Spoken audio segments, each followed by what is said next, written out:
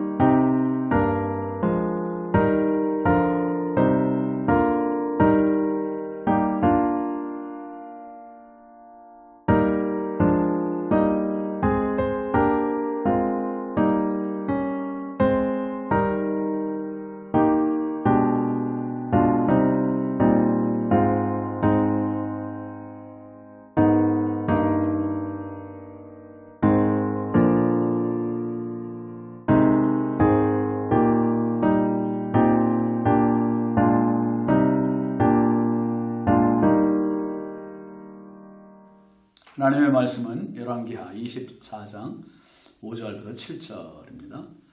여호야김의 남은 사적과 행한 모든 일은 유다왕 역대지력에 기록되지 아니하였느냐.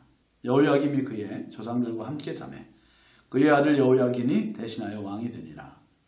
애굽 왕이 다시는 그 나라에서 나오지 못하였으니 이는 바벨론 왕이 애굽 강에서부터 유브라데 강까지 애굽 왕에게 속한 땅을 다 점령하였음이더라. 아멘. 오늘 말씀 제목은 패권장악입니다. 패권장악. 여러분, 사람은 개인이든 나라든 하나님을 떠나면 욕심을 부리게 되고요. 욕심을 부리면 부작용이 생기게 마련입니다.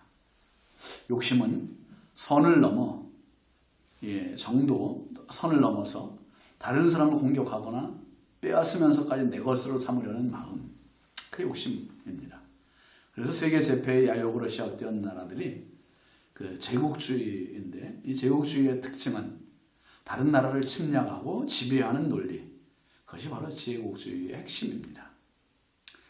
일본이 제국주의로 가면서 우리나라를 침략하지 않았습니까?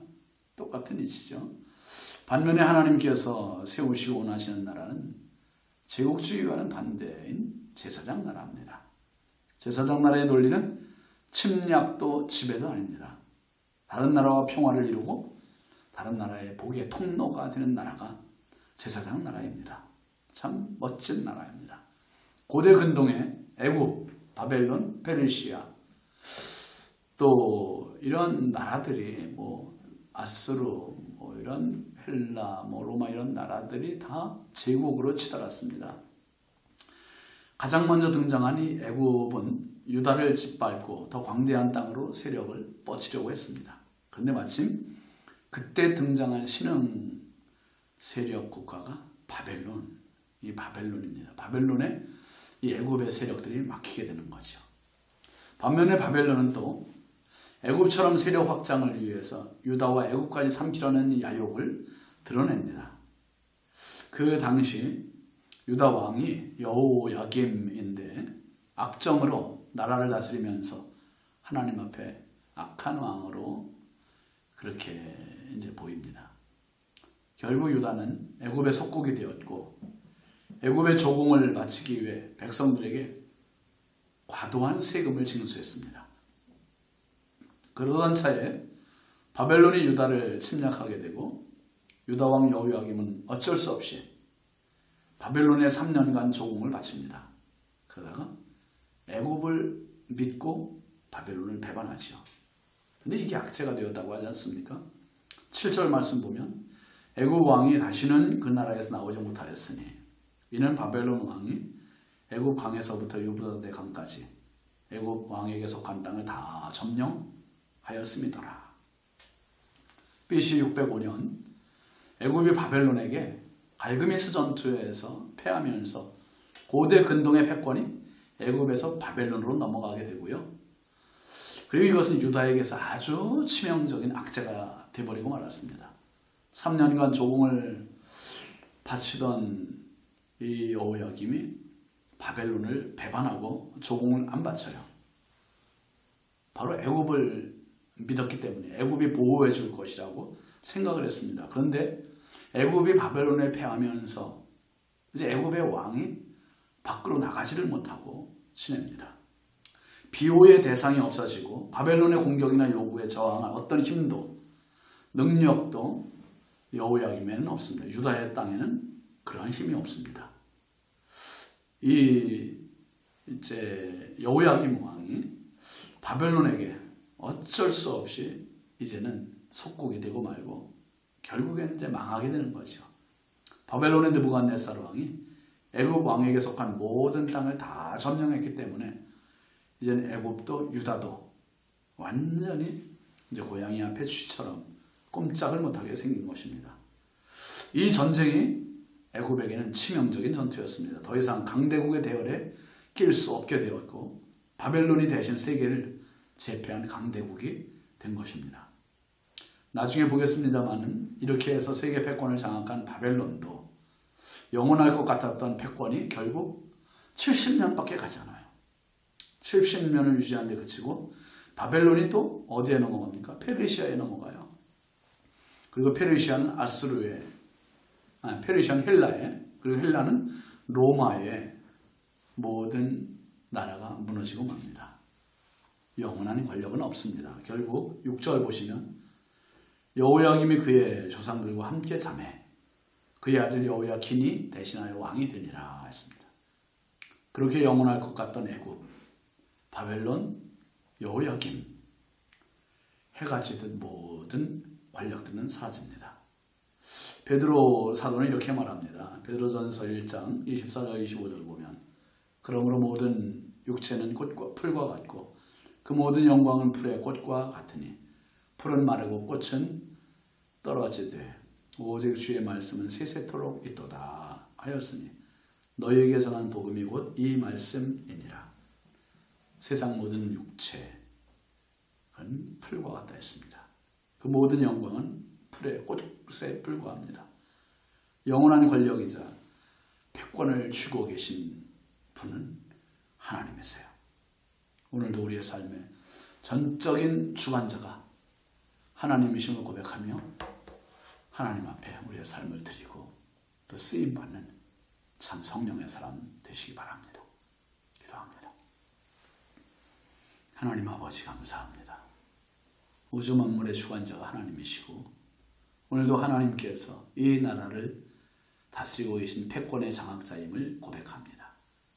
하나님, 애굽도 아수르도 바벨론도 페르시아도 헬라도 로마도 모두가 자기들의 권력이 세력이 영원할 것 같았지만 풀의 꽃과 같이 시들고 말았습니다. 하나님, 늘 겸손하게 하시고 하나님을 인정하고 고백하며 오늘도 예배 자리에 나가서 하나님을 가장 높여드리는 진정한 예배자가 되게 하옵소서. 예수님의 이름으로 축복하고 기도합니다. 아멘. 오늘도 주님의 은혜 가득한 복된 하루 되시기 바랍니다. 감사합니다.